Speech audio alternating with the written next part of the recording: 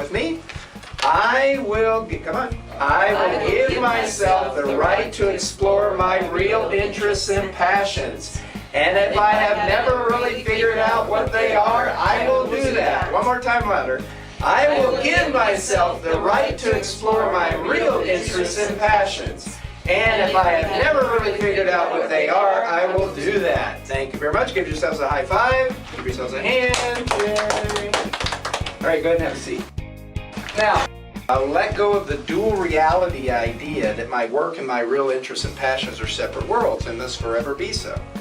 I will begin to accept that there are ways in which those worlds can come together, in ways in which I am paid handsomely, and I will begin my exploration to find those ways. I'm different from every other human being on the planet, and there are things that light me up that others may find dull.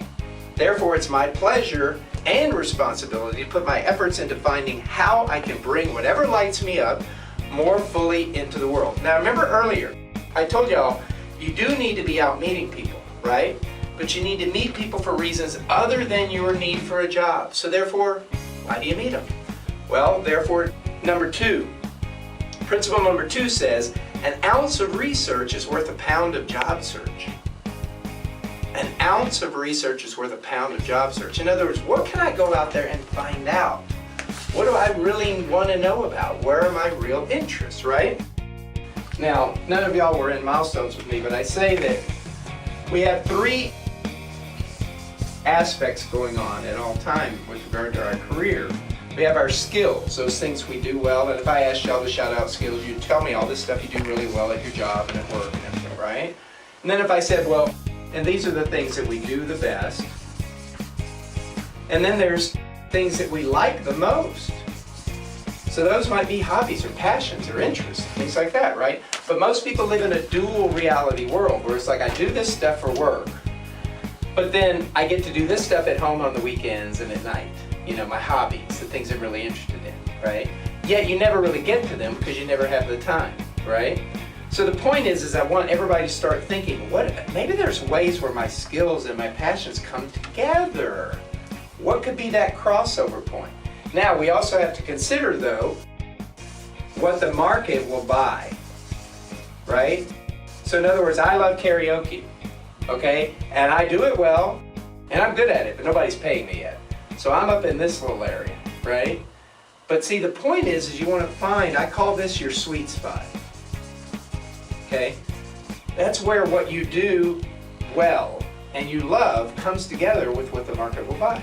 And this was what I was saying earlier, is that if you're not in a place right now where you're living in your sweet spot, your second job at night is to go keep figuring out how to get into your sweet spot. See? In other words, how many of you went to school at night while you were working at some point, or you had two jobs, right? You can't just show up at home and go, I'm not going to go to my second job. You can't do that. You got to show up. So until you're in your sweet spot, your job in the evenings is put an hour into it, or in the weekends, until you're in that sweet spot, and find ways to make those transitions. I say the back door is the best way to get yourself into your sweet spot because you're not limited by HR and the checklist. Does that make sense? Like the gal I described that story a minute ago, right? So, questions about this? Does that look like an interesting way to approach your career? Yeah. It's like, look, sometimes you got to do two things. Sometimes you're only in two circles. Maybe you're doing what you do well and you're getting paid for it, but you don't really love it. Okay? And that's okay if you're working towards the sweet spot. But Thoreau said most people live lives of quiet desperation. The reason is because, they're just stuck. They stay in something. A lot of you would have stayed. Some of you may have been tired of what you were doing. The universe gave you a kick to get out.